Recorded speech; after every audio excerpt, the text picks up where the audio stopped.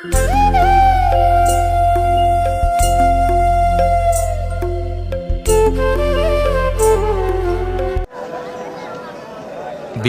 మీరు ధన్యులు, దేవుని రాజ్యము మీది. ఇప్పుడు ఆకలి గునున్న మీరు ధన్యులు, మీరు తృప్తిపరచబడుదురు. ఇప్పుడు ఏడ్చుచున్న వారు మీరు ధన్యులు, మీరు నవ్వుదురు.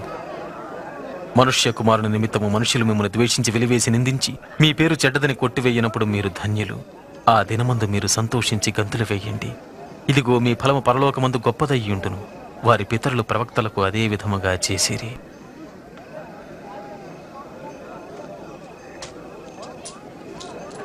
పదహారు, 17, 18, 19, 20 ఇంతే నా దగ్గరుంది.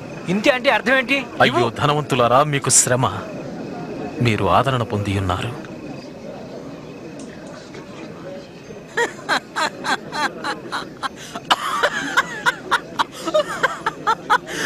అతను ధనికుడి కావాలి లేదు, వట్టి పిచ్చివాళ్ళ ఉన్నాడు. అయ్యో ఇప్పుడు నవ్వుచున్న వారలారా, మీకు శ్రమ, మీరు దుఃఖించి ఏడ్తురు. మనుష్యులు మిమ్మల్ని కొనియాడితే మీకు శ్రమ. వారి పితరులు అబద్ధ ప్రవక్తలను అలాగే పొగిడారు. వినుచున్న మీతో చెప్పునదేమనగా, మీ శత్రువులను ప్రేమించుడి, మిమ్ము ద్వేషించే వారికి మేలు చెయ్యండి, శపించే వారిని దీవించండి, బాధించే వారి కొరకు ప్రార్థించండి.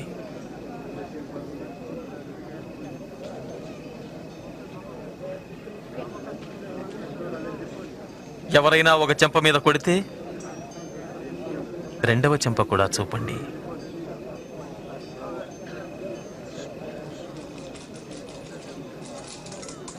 మీ పై వస్త్రం ఎవరైనా తీసుకుంటే మీ అంగీ కూడా ఇవ్వండి. మిమ్ము యాచించే ప్రతి వారికి ఇవ్వండి.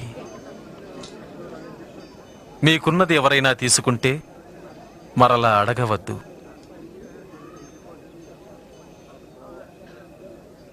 ఇతరులు మీకు ఏమి చెయ్యాలని కోరుదరో అదే మీరు చెయ్యండి.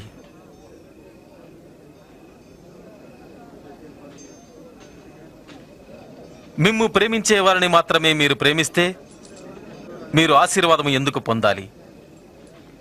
పాపులు కూడా వారిని ప్రేమించే వారిని ప్రేమిస్తారు. మీకు మేలు చేసే వారికి మీరు మేలు చేస్తే మీరెందుకు ఆశీర్వాదం పొందాలి?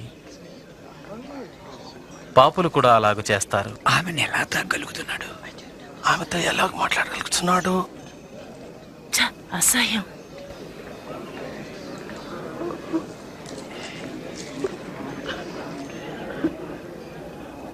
కాదు, మీ శత్రువుల్ని ప్రేమించండి, వారికి మేలు చెయ్యండి, మరలా పొందలేకపోయినా ఇవ్వండి.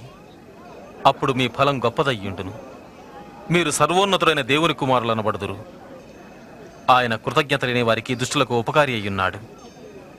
మీ తండ్రి కనికరం కలవాడు కనుక మీరు కనికరం చూపండి.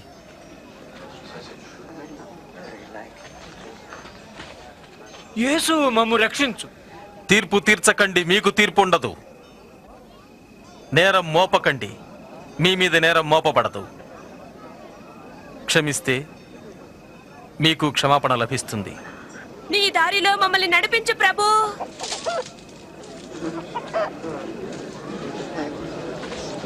ఇవ్వండి, అప్పుడు మీకు ఇవ్వబడుతుంది. మీరిచ్చే కొరత చొప్పునే మీకు ఇవ్వబడుతుంది. గ్రుడ్డివాడు గ్రుడ్డివానికి దారి చూపగలడా? అలా చేస్తే ఇద్దరు తప్పక గుంటలో పడతారు. నీ కంటిలో ఉన్న దూలమును చూడక నీ సహోదరుని కంటిలో ఉన్న నలుసును చూడడం దేనికి?